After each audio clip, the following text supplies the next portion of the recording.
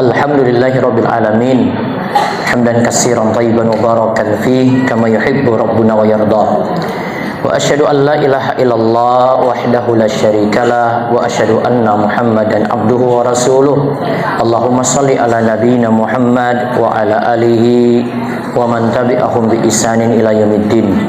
Allahumma inna nas'aluka imanan la yartad wa na'iman la yanfad wa murafaqata Muhammad sallallahu alaihi wasallam fi a'la jannatil khuld.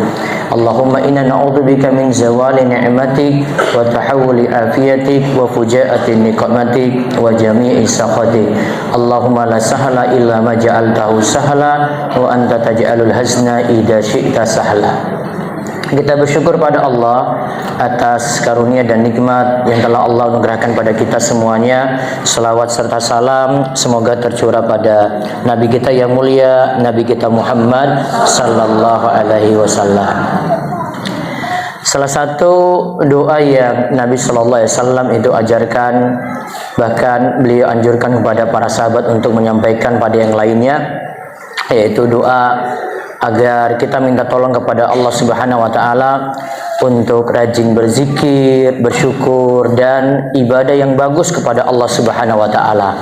Nabi SAW ajarkan pada sahabatnya, Allahumma a'inni ala dzikrika wa syukrika wa husni ibadati. Ya Allah, tolonglah aku agar aku itu rajin untuk berzikir kepadamu, wa syukrika dan bersyukur kepadamu, serta supaya ibadahku senantiasa bagus. Yang namanya bagus sebagaimana kata Al-Fudail bin Iyad, khalisan wa shawaban, yaitu amalan tersebut ikhlas dan mengikuti tuntunan Nabi kita Muhammad sallallahu alaihi wasallam. Nah, ini awal dari pertemuan kita kali ini, Ibu-ibu sekalian. Insyaallah kita akan membahas satu ayat penting, nanti bisa lihat di surah Al-Baqarah ayat 45. Surat apa Ibu? Al-Baqarah ayat 45.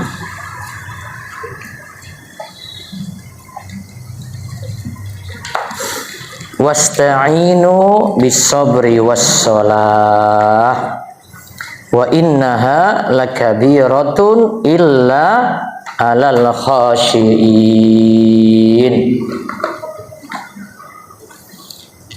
Minta tolonglah kepada Allah dengan sabar dan sholat.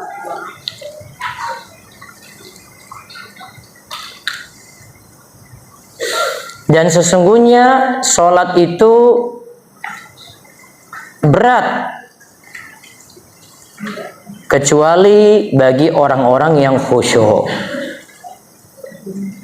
Kecuali bagi orang-orang yang khusyuk. Nah, di sini saya akan bahas dari sisi tafsir, disebutkan oleh Imam Al-Qurtubi.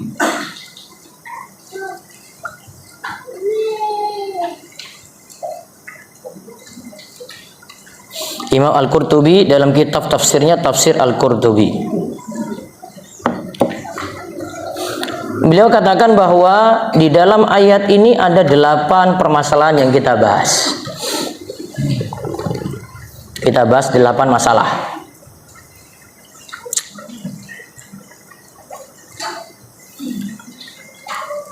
Yang pertama, wasta'inu bis-sabri was-shalah.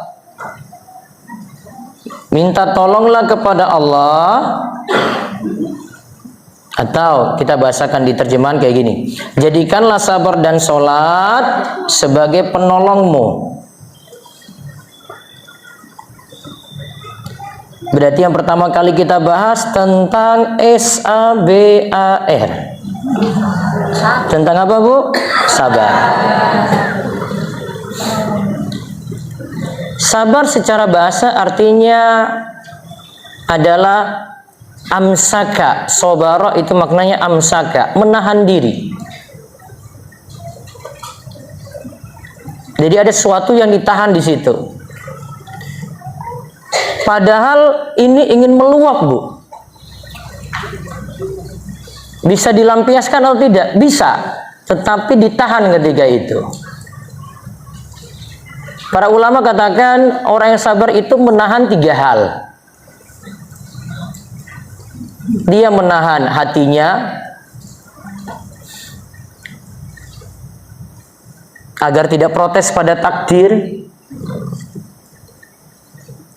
Kemudian yang kedua, dia menahan lisannya supaya tidak keluar kata-kata murka.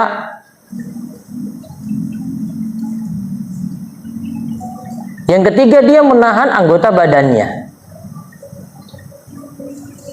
Yang ketiga, dia menahan anggota badannya supaya tidak diluapkan. Kadang orang nggak sabar itu bisa mukul-mukul sesuatu. Ada gelas, gelasnya jadi apa, Bu? Pecah. Kalau sudah pecah baru dia bilang, sudah saya sabar nih.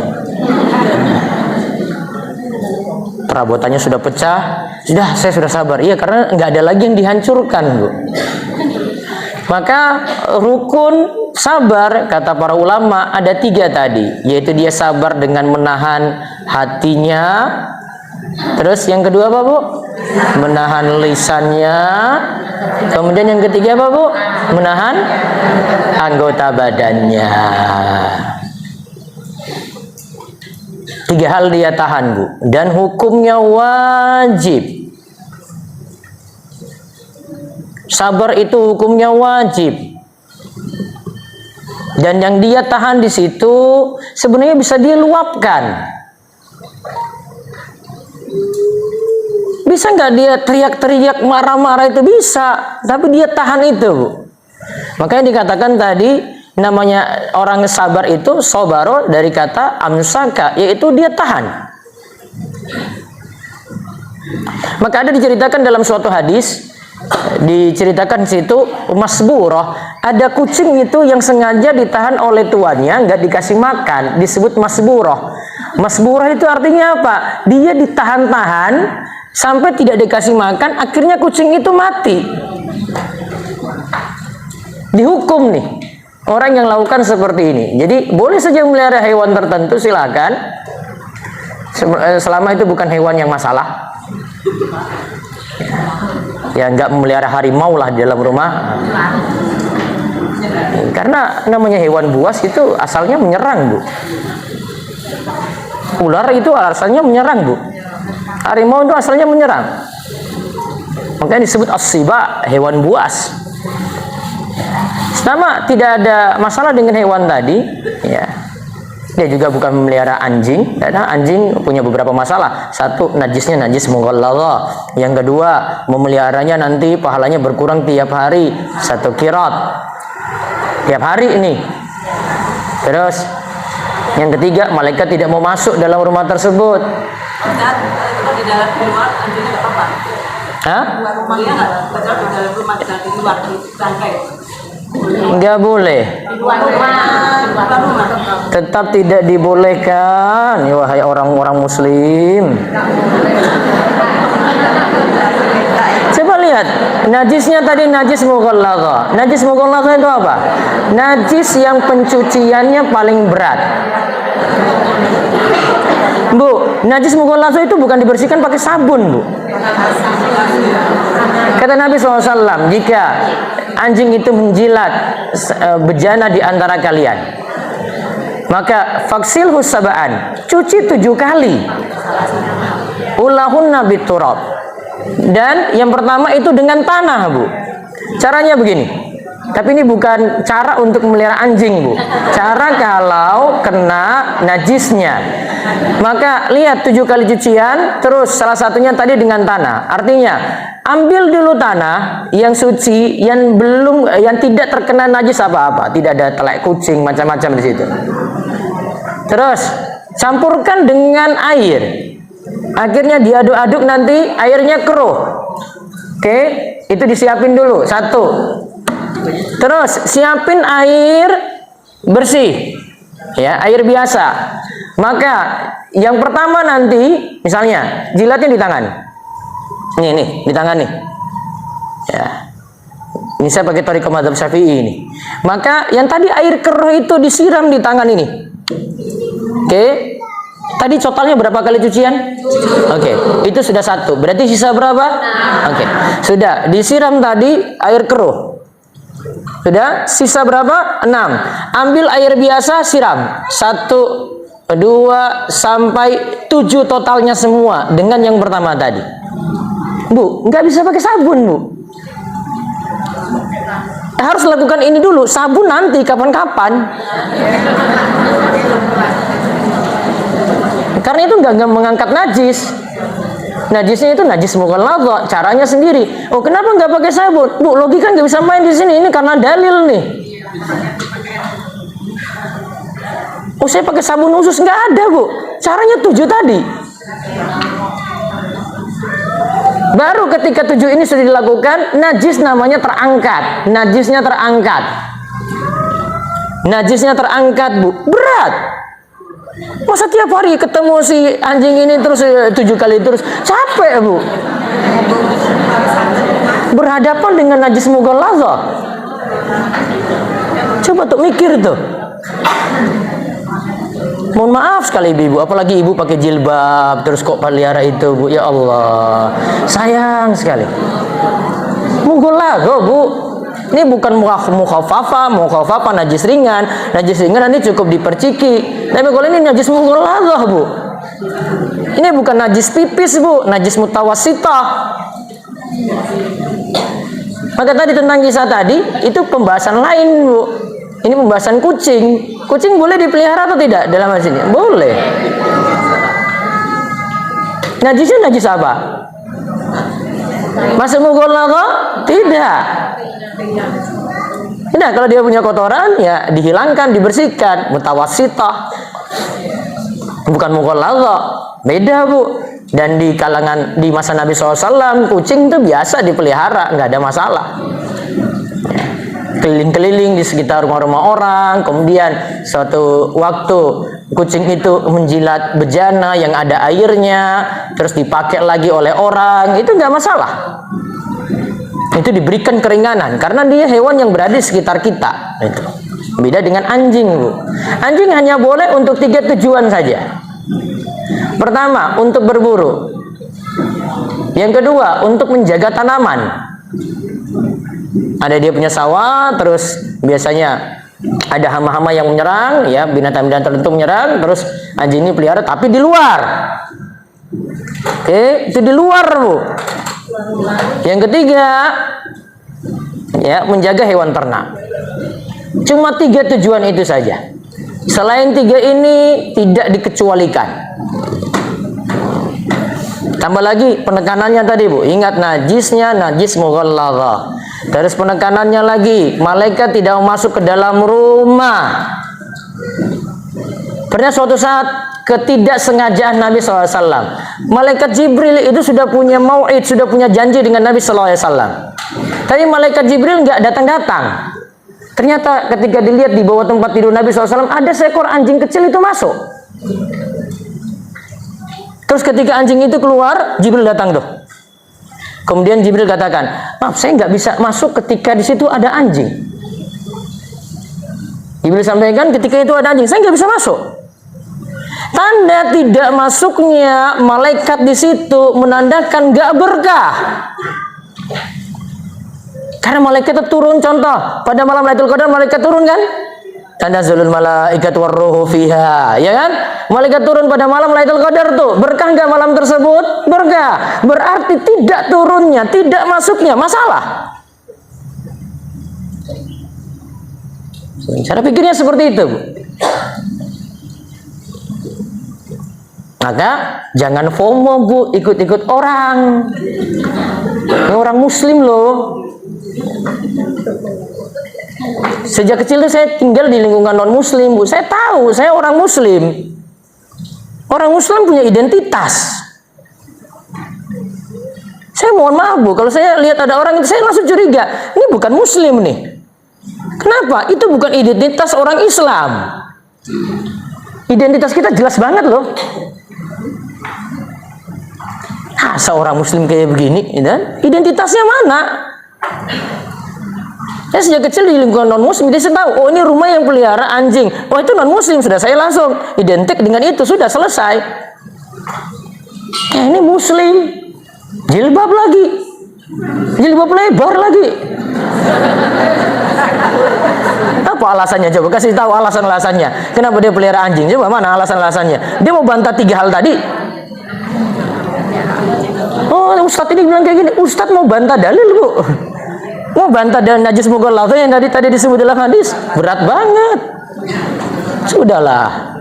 Enggak usah pelihara kayak gitu. Bisa ada hewan-hewan yang lain bisa dipelihara. Kucing itu aja ya banyak yang bagus-bagus kan, bukan?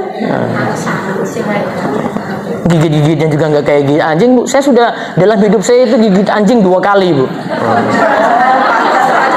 Dan saya tinggal di lingkungan non muslim, Bu.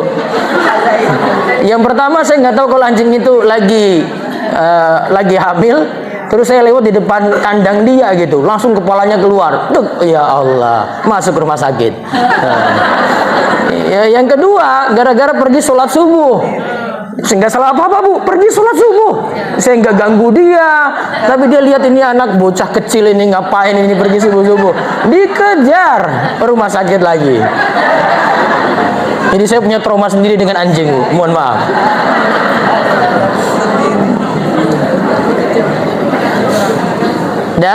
Kita kembali tadi. Secara bahasa sabar itu artinya apa, Bu? Menahan diri.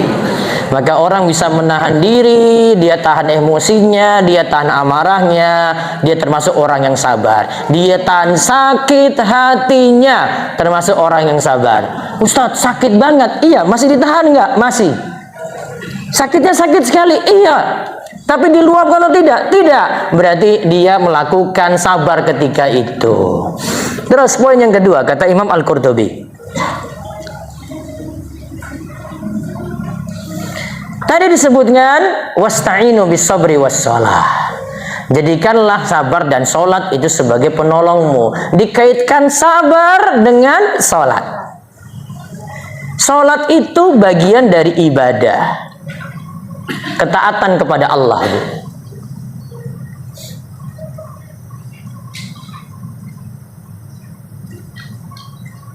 Itu bagian dari ketaatan kepada Allah. Maka pelajarannya adalah yang kedua ini, kita diperintahkan sabar dalam melakukan ketaatan atau melakukan ibadah. Jadi sabar itu bukan hanya hadapi musibah, Bu.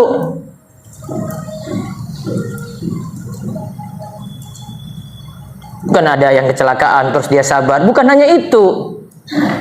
Orang yang melaksanakan sholat, gimana kata Ibnu Taimiyah, dia butuh bersabar dari awal sampai akhir.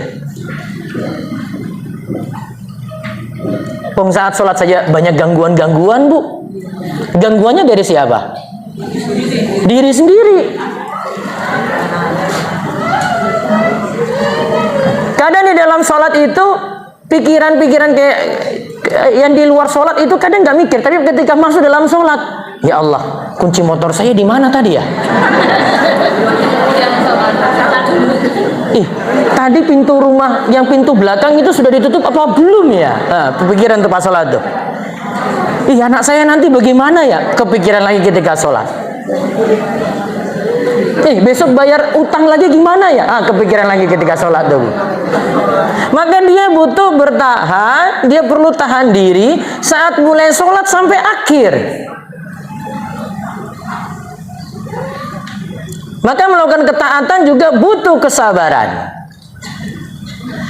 Kata Ibnu Taimiyah, makin sabar, maka makin mudah jalani ketaatan.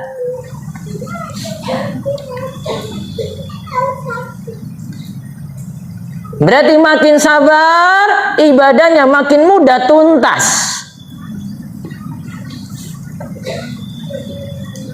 Seperti kita latih diri kita saat puasa. Orang kalau sabar ya nggak mikir-mikir, ini kapan buka ya? Ya sudah, tiba-tiba sudah maghrib. Karena apa? Keseharian dia sibuk dengan ibadah lagi, dia sibuk dengan sholat, dia sibuk dengan zikir, dia sibuk dengan baca Al-Quran, dia sibuk siap-siap untuk buka puasanya, dia persiapkan. Di antara ibu-ibu seperti itu. Akhirnya tiba waktu berbuka, nggak banyak pikiran. ibadahnya lancar. Makin dia sabar, ibadahnya makin mudah. Kurang sabar, makin sulit dia jalani ibadah. Maka suatu hal yang makruh, Bu, suatu hal yang makruh, jika ibu dalam keadaan lapar, terus makanan sudah siap, sudah ready nih Bu, tinggal disantap, terus ibu memilih untuk sholat, makruh Bu. Kenapa? Kenapa wahai ibu-ibu? Mikir perut. Karena tadi makanan sudah, ya Allah, enak banget nih. Apa yang terjadi kalau ibu milih sholat, Bu? Allah Akbar, ya Allah. Tadi saya sudah mau makan. Terus kalau dia sudah siap di rumah itu, ya Allah, nanti kalau suami saya datang tuh dia habisin tuh. Nah. Bu, kepikiran Bu, di samping dia mikir perutnya tadi, Allah lapar sekali. Makanya boleh menunda sholat lantaran itu. Supaya apa? Khusyuknya datang. Nanti kita bahas tentang khusyuk juga di akhir. Termasuk juga makruh Bu, kalau ibu sudah dalam keadaan darurat, harusnya ke belakang. Ibu milih tetap sholat Bu, yang terjadi sama juga, nggak khusyuk. Pikiran ibu dari awal sampai akhir cuma, ya Allah ini mudah-mudahan berhasil nih sampai akhir. Tahan terus tuh. Ketika sudah salam, assalamualaikum warahmatullahi wabarakatuh, keluar tuh, alhamdulillah. Saya rinci jadi dua. Ini jadi bermasalah besar jika memang keadaan darurat Bu. Tapi ada suatu keadaan ibu masih bisa tahan dan tidak terlalu masalah. Tapi kalau keadaan darurat, ya sudah ke belakang aja. Sholatnya gimana? Ya ditunda dulu. Sudah iqomah. Kalau misalnya ibu milih sholat di masjid, sudah iqomah. Ya biarkan aja, ke belakang aja dulu. Karena itu hajat ibu dan itu dinilai sebagai uzur. Pahala berjamaahnya tadi tetap ibu akan dapat. Karena ada uzur. Nah, kaitannya dengan sabar dalam ketaatan ini, para ulama bagi sabar itu menjadi tiga. Ada sabar dalam ketaatan. Yang kedua, ada sabar dalam menjauhi maksiat.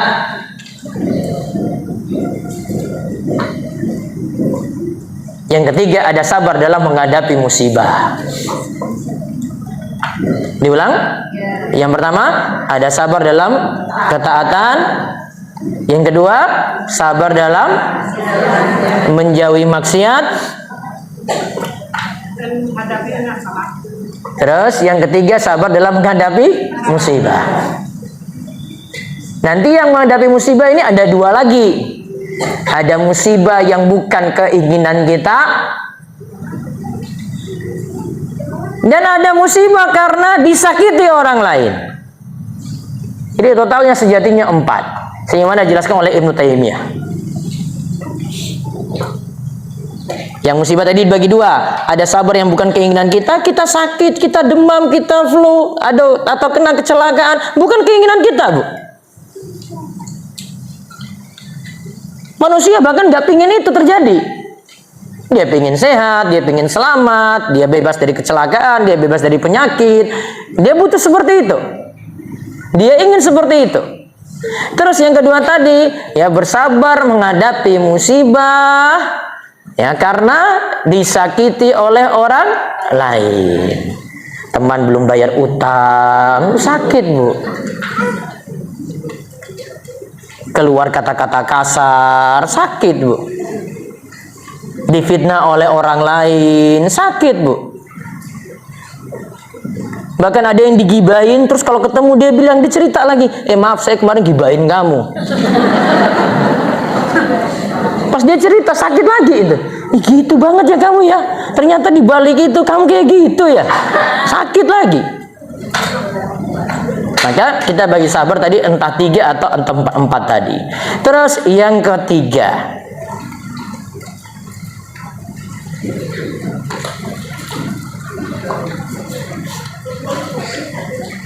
tadi disebutkan sholat dengan sabar. Sholat disebutkan secara khusus, Bu. Kenapa nggak disebut baca Al-Quran? Kenapa nggak disebut zikir? Kenapa tidak disebut puasa? Kenapa disebut dalam ayat ini disebut dengan sholat? Kata para ulama, sholat itu ibadah istimewa.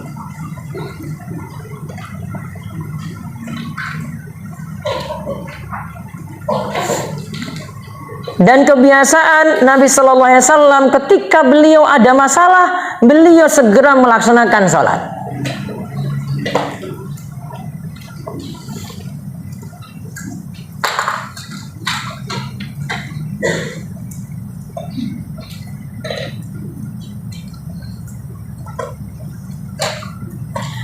Dan juga kata Abdullah bin Abbas, beliau itu praktekkan sebagaimana yang tadi disebutkan dalam praktek Nabi SAW. Rasulullah SAW itu biasa segera mengerjakan sholat saat menghadapi kesulitan. Ibnu Abbas katakan, ketika ada berita kematian saudaranya, ini Ibnu Abbas ini ya, dia ucapkan inna lillahi wa inna ilaihi rajiun. Kemudian dia hibur dirinya, dia segera sholat. Kesimpulannya ini, kata Imam Al-Qurtubi, sholat itu adalah doa. Kan dalamnya ada isi-isi doa, Bu. Terus kata Imam Al-Qurtubi, sholat itu akan menenangkan jiwa.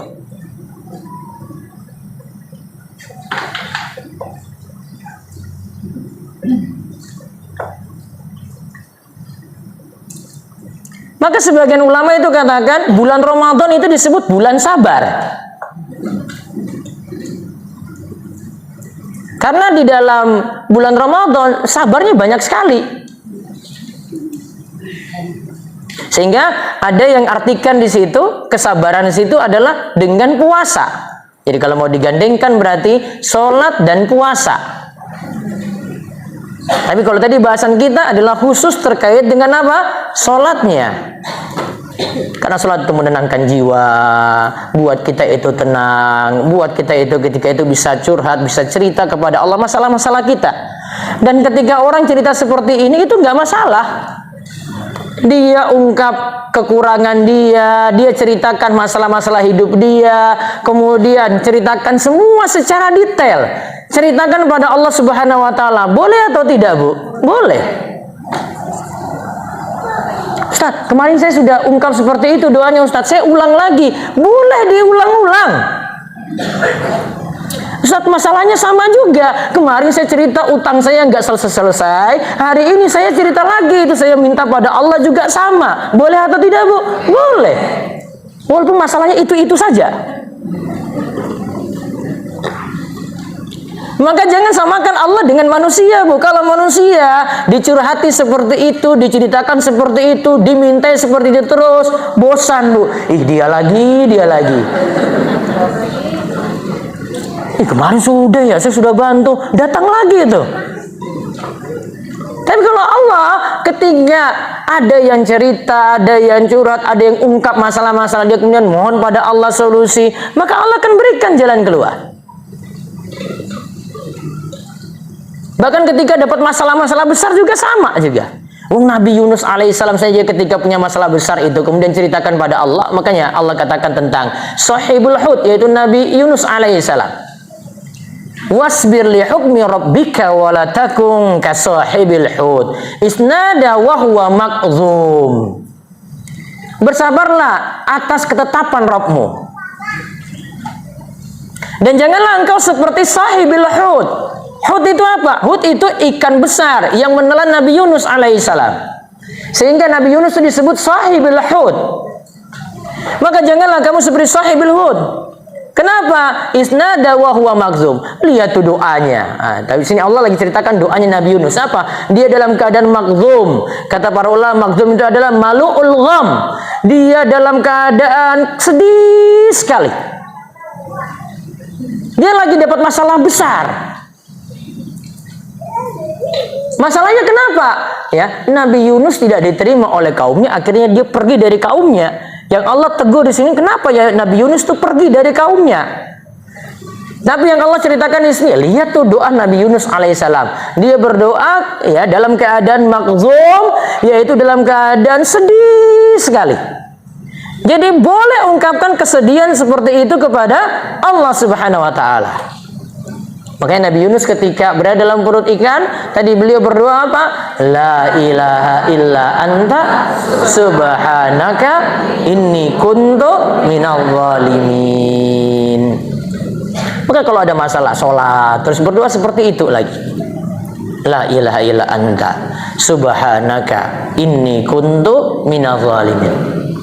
Para ulama ungkap di sini di antara pelajarannya adalah dari doa ini, kalau kita itu berdoa, ya boleh kita itu curhatkan masalah-masalah kita semuanya. Bahkan keadaan seperti ini menandakan kita itu butuh, dan itulah keadaan yang bagus sekali dalam berdoa. Maka di dalam doa ini kan Nabi Yunus ungkap apa? Inni kuntu minadh dhalimin. Sesungguhnya aku termasuk orang yang zalim. Dia ceritakan keadaan dia. Dia ceritakan kekurangan dia. Maka doa yang bagus itu mengungkapkan kekurangan diri. Dan harus merasa diri kurang terus, Bu. Jangan merasa, oh saya kan sudah jadi baik. Nggak boleh, Bu. Mohon maaf ini, saya kalau dengar curhatan ibu-ibu itu, kadang itu dia tinggikan dirinya itu. Apalagi kalau sudah bicarakan tentang suami. Ustadz, saya kan sudah jadi baik.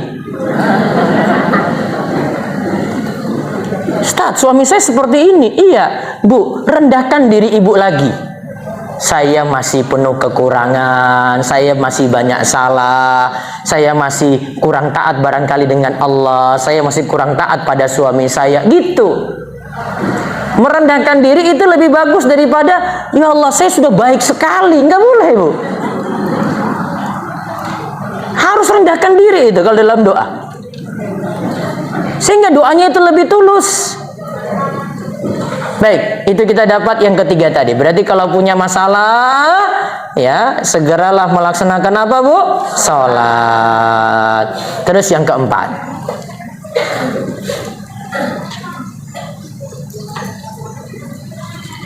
sabar itu adalah jihadun nafs. Jihad dengan jiwa, melawan hawa nafsu.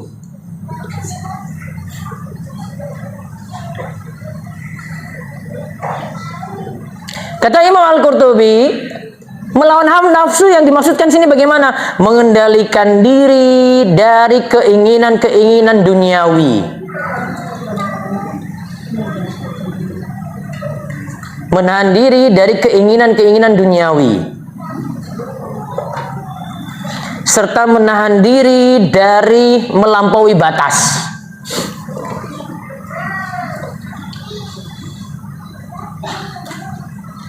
Maka kalau dia wujudkan dalam sholat, ya dia wujudkan sabarnya tadi dalam sholat, kan itu sudah mengurangi aktivitas duniawi dia, karena dia fokus dalam ibadah.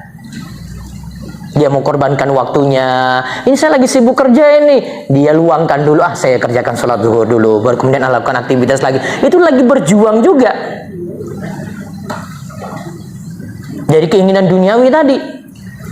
Karena kalau orang kejar dunia terus lupa ibadah, Bu, bahaya, Bu. Orang sibuk kerja terus lupa sholat, bahaya juga. Maka dengan kita itu sholat, kita lagi menekan keinginan-keinginan duniawi kita. Oh, saya harus kembali lagi pada Allah. Oh, saya ingat lagi di sini ada aturan yang mengikat saya. Oh, saatnya itu sudah masuk waktu sholat. Waktu sholat ada batasannya. Zuhur jam sekian, nanti berakhir jam sekian. Dan setiap sholat 5 waktu itu ada batasan waktu, Bu. Betul nggak? Sholat subuh batasan waktunya kapan? Ibu-ibu, jam 9 ya sholat subuh bisa ya, Bu ya? Apa batas waktu sholat subuh, ibu-ibu? Mulai dari terbit fajar subuh. Nanti kalau lihat, kalau paling mudah itu ketika kita berada di pesawat tuh, nanti ada cahaya kuning datar gini. Nah, Terus berakhir kapan, Bu? Terang atau terbit matahari? Terbit matahari. Bu, batasan waktunya ada. Zuhur ada batasan waktunya. Zuhur sampai asar. Asar batasan waktunya juga ada. Daruratnya sampai maghrib, tenggelamnya matahari. Tapi sampai matahari menguning itu diusahakan sudah lakukan tuh sholat asar. Sedangkan sholat maghrib dari tenggelamnya matahari sampai cahaya merah di ufuk itu hilang, berarti benar-benar gelap. Nah, baru isya itu dimulai. Nah, adapun akhir waktu sholat isya para ulama berbeda pendapat. Mungkin mayoritas rakyat Indonesia itu menganggap sholat isya itu sampai subuh. Tapi yang lebih hati-hati, yang saya biasanya sarankan lebih baik memilih sholat isya itu berakhir pertengahan malam. Hitung aja malam itu dari maghrib sampai subuh sekitar 10 jam. Berarti tengah-tengahnya itu 5 jam. 6 jam, taruhlah maghrib jam 6 tambah 5 jam berapa, Bu? 11. Nah, berarti usahakan jam 11 itu berakhir. Itu lebih aman. Jadi ada batasan waktunya, jadi tidak bebas. Sehingga kita diajarkan, walaupun sibuk kerja, ada keinginan duniawi, ada pekerjaan terkait dunia, ingat batasan waktu. Lebih bagus sholat itu dikerjakan pada awal waktu, kecuali mau menjamak sholat. Tapi menjamak sholat, ada sebab, Bu, nggak boleh seenaknya jamak sholat, Bu. Ibu lagi jalan-jalan ke mall, sudahlah saya jamak zuhur, udah lagi asar, nggak bisa. Wah, Ustadz ini belanjanya belum selesai, saya jamak saja. Nggak bisa, Bu. Ustadz saya masih keliling-keliling Jogja ini, muter ring road nih, utara ke selatan nih. Nggak bisa. Jamak itu ada 3 sebab, Bu. Jamak sholat itu cuma 3 sebab ini saja. Yang pertama, karena safar. Yang kedua, karena hujan dengan jamak takdim. Yang ketiga, karena sakit. Ustaz, tadi saya jalan-jalan ke mall, masuk nggak? Nggak masuk.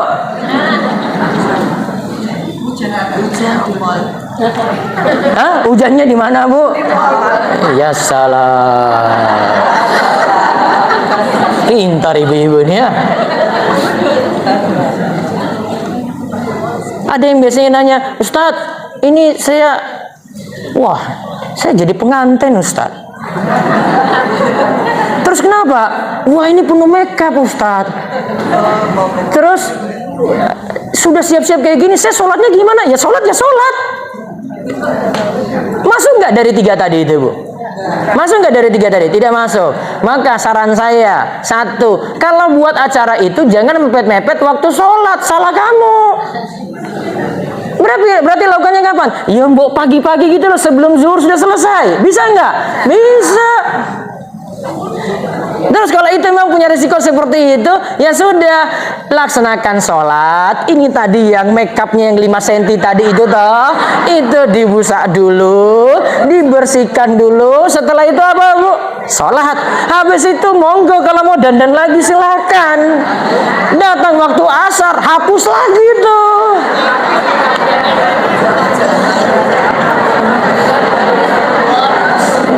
Boros, ya saya suruh dandan. Salah siapa coba, Bu? Maka ada batasan-batasan, sudah lakukan aja sesuai dengan ini aturannya. Kita lagi belajar saat sholat itu, keinginan dunia kita hilangkan dulu. Oh, ini kesibukan saya korbankan untuk sholat dulu. Oh, ini lagi ada meeting nih ya, waktunya mepet sekali ke waktu berikutnya nih, saya kerjakan sholat dulu. Itu lagi korbankan apa-apa, Bu, memang. Terus pelajaran yang berikutnya lagi, yang keberapa? 5.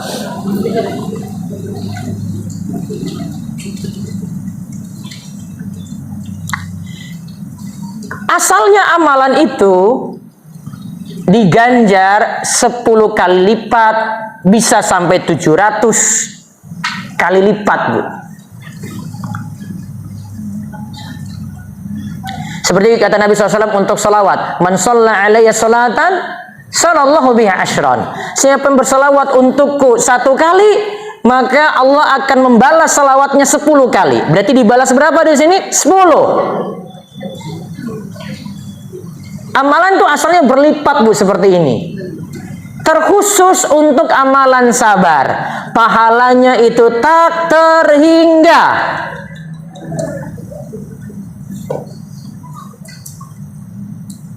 Terkhusus amalan sabar, pahalanya itu tak terhingga. Jadi bukan 10 kali lipat, bukan 700 kali lipat, bukan 1000 kali lipat, lebih daripada itu, tidak ada hitungannya. Di dalam ayat Allah katakan, innama yuwaffas sabiruna ajrahum bighairi hisab. Sesungguhnya orang-orang yang bersabar itu diganjar, diberikan pahala bighairi hisab, tanpa ada hitungan. Maksudnya tanpa ada hitungan apa?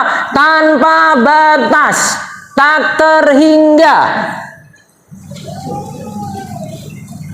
Nah, tadi kalau kita kaitkan bulan Ramadan ini tadi bulan sabar, pahala di dalamnya dari puasa pun juga itu pahalanya tak terhingga. Maka kalau orang itu bersabar, pahalanya itu luar biasa sekali, Ibu.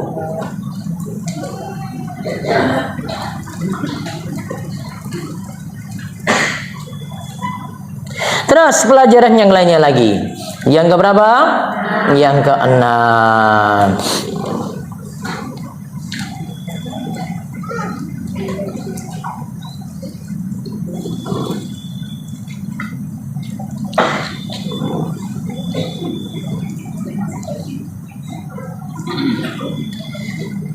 Dari sisi siapakah yang lebih sabar, maka para ulama katakan yang paling sabar itu adalah Allah Subhanahu wa taala, karena Allah itu disifatkan dengan sifat manusia. Sebagian orang sifatkan dengan sifat manusia, mengatakan Allah itu punya anak. Allah itu memiliki sifat-sifat yang sama dengan manusia. Tapi Allah tahan itu. Artinya dibiarkan tuh. Kaumnya tetap ada. Umatnya tetap ada. Walaupun mengatakan tadi, ya Allah itu punya anak. Allah punya putra. Sedangkan dalam ajaran Islam, ya kita meyakini apa, Bu? Walam yalid walam yulad walam yakul lahu kufuwan ahad. Allah tahan itu dan Allah sucikan dirinya dengan menyatakan Allah itu tidak beranak dan Allah tidak diperanakan dan tidak ada yang sekufu semisal dengan Allah. Walaupun ada yang mengatakan kayak gini, Bu, Allah tetap kasih rezeki. Hidup orangnya. Allah tetap kasih kekayaan. Kekayaannya bisa banyak. Maka pelajarannya juga, Bu, kaya rezeki itu bukan standarnya dari keimanan, Bu. Bukan berarti orang paling beriman rezekinya paling banyak.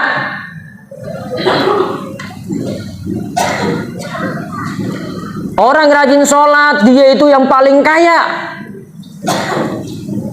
Bahkan kadang berkebalikan, Bu. Oh, ada yang di masjid terus rajin sholat, Bu. Ya kayak gitu kehidupan dia. Maka ada yang jelek-jelekan Allah, ada yang berbuat syirik kepada Allah, bisa jadi rezekinya lancar, Bu. Maka rezeki itu bukan dilihat dari keimanan, kesolehan, ibadah seseorang, Bu. Namun rezeki itu sudah ditakdirkan masing-masing. Dan rezeki itu kalau diberi bukan standar Allah cinta pada seseorang. Ingat itu baik-baik. Maka kalau kita diberikan kelancaran rezeki dan kita itu ibadahnya bagus, sholat kita itu dijaga, alhamdulillah, Bu. Itu tidak jadi istidraj bagi kita. Tapi sebaliknya, kalau rezeki kita lancar, kita jadi orang yang paling banyak maksiat, sholat gak pernah, tapi rezeki dikasih terus, maka hati-hati. Itu namanya istidraj. Dilulu, Bu. Pelan-pelan sekali. Orang kayak gini dikasih ujian seperti ini, Bu, malah dikasih nikmat, dia nggak pernah sadar, Bu. Coba, dia buat maksiat terus, dikasih terus tuh. Kasih nikmat, kasih kekayaan, dikasih harta, dikasih mobil mewah, dikasih istana. Mana dia pernah mengakui dirinya salah? Enggak, malah dia, saya buktinya kayak begini kok, kaya-kaya saja. Ngapain saya sholat? Saya sholat, saya ibadah belum tentu kayak seperti ini. Maka itu jadi istidroj bagi dia. Terus yang berikutnya lagi, yang keberapa? 7.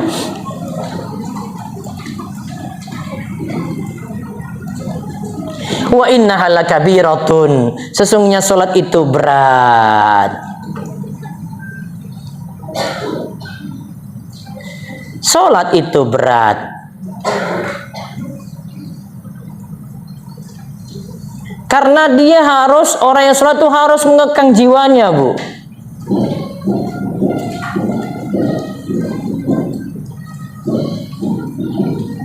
Dia harus tahan dirinya. Nah, terus kelanjutan yang ke-8, illa alal khasyiin, kecuali orang-orang yang apa, Bu? Khusyuk.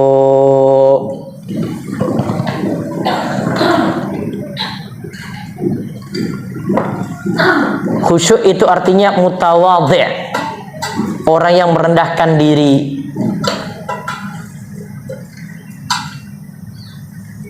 Kata Imam Al-Qurtubi, khusyuk itu keadaan hati tetapi tampak dalam anggota badan. Artinya di gerakan dia itu kelihatan kalau dia itu khusyuk.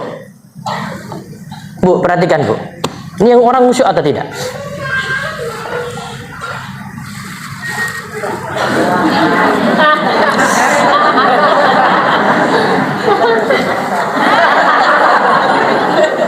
Kenapa, Bu? Tampak dalam gerakan, Bu. Kok orang tadi itu gerak terus ya itu ya? Padahal kepalanya nggak gatel. Ya, dia bikin kayak gini juga nggak ada apa-apa. Ya kecuali ada gatel sedikit, garuk. Ya nggak apa-apa. Ini kok dari tadi gerak terus. Ya, terus, Bu. Bu, tampak sekali, Bu, kalau orang itu khusyuk atau tidak, Bu. Orang khusyuk itu dia lihat ke tempat sujud, Bu. Kalau orang nggak khusyuk, itu, Bu. Lihat kanan kiri dia, Bu. Orang khusyuk lihat tempat sujud. Walaupun dia lagi di depan Ka'bah, Bu. Kaidahnya adalah dalam sholat itu pandangan di tempat sujud, walaupun di depan Ka'bah, walaupun lagi sholatin jenazah. Perhatikan lebih baik, Bu. Kaidahnya adalah sholat itu menghadap ke tempat sujud, walaupun di depan Ka'bah, bukan lihat Ka'bah. Walaupun sholatin jenazah, jenazah di depan dia kan, ini nih jenazah depan dia sini, bukan lihat jenazahnya terus gini, bukan. Lihat arah sujudnya saja. Tuh. Kecuali nanti ketika tahiyat. Tahiyat ketika isyarat. Asyhadu alla ilaha illallah. Dia lihat isyarat jari, Bu. Pandangannya tidak melampaui isyarat jari tadi. Dia bukan lihat ke tempat sujud, tapi dilihat pada isyarat jari. Jari telunjuk nih, menunjukkan tauhid. Jadi benar kata Imam Al-Qurtubi tadi, memang namanya khusyuk itu dalam hati, Bu. Hatinya tenang, dia merasakan nikmat, dia paham apa yang dibaca, dalam hati, Bu. Tapi bisa ditampakkan dalam anggota badannya ini, kelihatan gerakan dia.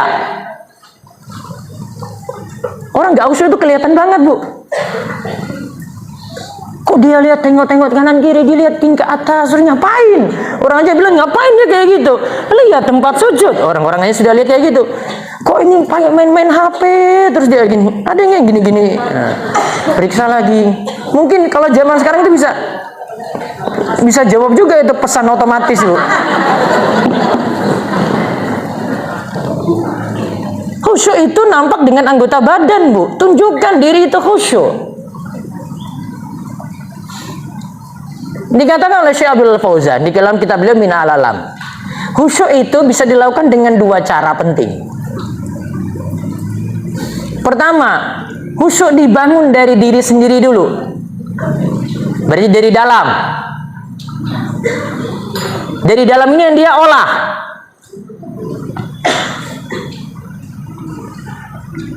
Kemudian yang kedua, menolak gangguan-gangguan dari luar. Menghilangkan gangguan-gangguan dari luar, Bu. Contoh yang dari dalam. Ya, contoh yang dari dalam. Memahami ayat, memahami zikir, memahami doa yang dibaca. Kalau orang itu paham ayat, paham zikir, paham doa, Bu, dia bisa sampai nangis tuh ketika ada yang baca. Oh, ini sampai ayat ini nih. Yang lainnya mungkin karena nggak paham, nggak bisa menangis, Bu. Yang ini bisa. Kenapa? Dia tahu ini ayat ini lagi bicarakan apa. Zikirnya juga demikian, dia pahami. Allahu Akbar. Artinya apa, Bu? Apa arti Allah Maha Besar? Allahu Akbaru min kulli kabir. Allah itu Maha Besar daripada segala sesuatu yang besar. Dunia ini urusannya kecil semuanya, Bu. Maka ketika masuk sholat mulai dengan Allahu Akbar, berarti harus korbankan dunia ini, Bu. Dunia nggak ada apa-apanya, tinggalkan dulu.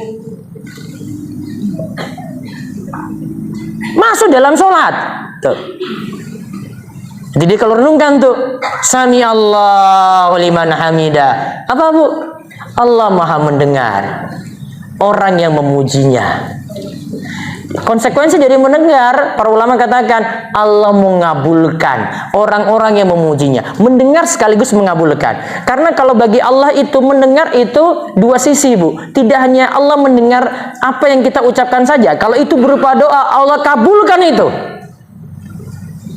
Beda dengan manusia. Manusia itu sifat mendengarnya adalah dengar saja. Bisa kabulkan? Belum tentu. Diminta belum tentu kabulkan. Tapi kalau Allah sifatnya dua, mendengar sifatnya mendengar plus apa tadi, Bu? Mengabulkan. Bacaan-bacaan ringan ini, Bu. Allahu Akbar, Sami Allahu liman hamidah, Rabbana lakal hamdu, ya. Rabbana, ya, wahai Rabb kami, lakal hamdu, bagimu segala pujian. Kita sujud baca turun. Subhana rabbiyal a'la, subhana rabbiyal a'la, subhana rabbiyal a'la. Maha suci Engkau ya Allah, ya Engkau adalah Rabbku yang maha tinggi. Allah maha tinggi. Ketika rukuk beda, subhana rabbiyal azim. Maha suci Engkau ya Allah, Engkau lah Rabb yang maha agung. Ada juga yang baca ruku dan sujudnya sama. Subhanakallahumma rabbana wa bihamdika Allahumma firli. Arti yang akhir Allahumma firli, ya Allah ampunilah aku. Ampunilah dosa-dosaku. Enak, Bu, kalau direnungkan tuh satu nih. Ini bacaan rukuknya bisa subhanakallahumma rabbana wa bihamdika Allahumma firli. Sujudnya juga bisa sama. Nanti bacaan doa iftitah lagi direnungkan. Kemudian bacaan tahiyat juga bisa direnungkan. Surat-surat juga yang bolak-balik dibaca. Yang wajib ibu itu kuasai Al-Fatihah. Ulang-ulang terus itu, Bu. Terus apalagi 3 surat favorit. Iya kan? Apa, Bu? Al-Ikhlas. Rakaat pertama, Ustaz. Habis itu rakaat kedua, Al-Falaq. Ketemu sholat zuhur, Al-Ikhlas lagi. Rakaat kedua, An-Nas. Ya, favorit, Bu. Mempelajari itu lagi. Al-Ikhlas itu apa saja kandungannya, Al-Falaq itu apa saja kandungannya, An-Nas itu apa saja kandungannya. 4 surat ini saya sudah punya kitab tafsirnya. Saya punya buku menjelaskan surat Al-Fatihah sendiri, Al-Ikhlas sendiri, Al-Falaq sendiri, An-Nas sendiri. Terus ada gangguan-gangguan dari luar lagi, Bu. Dihilangkan, dicegah. Contoh tadi yang kita sudah sebut, makanan sudah siap saji, perut dalam keadaan apa Bu? Lapar. Biar tidak terganggu gimana dalam sholatnya? Makan dulu. Ustaz, sholatnya sudah iqamah. Biarkan dulu lah, ini sudah lapar sekali. Contoh lagi, gangguan lagi, kebelat ke belakang Bu. Ustaz, sudah iqamah, biarkan saja, wes ke belakang aja. Karena resiko juga masuk dalam sholat. Ini kebelat banget Bu, sudahlah ke belakang. Ustaz ketinggalan, Ustaz sudah iqamah, biarkan. Daripada masuk dalam sholat juga pikirannya terganggu, itu namanya gangguan Bu. Ya, itu gangguan-gangguan dalam sholat.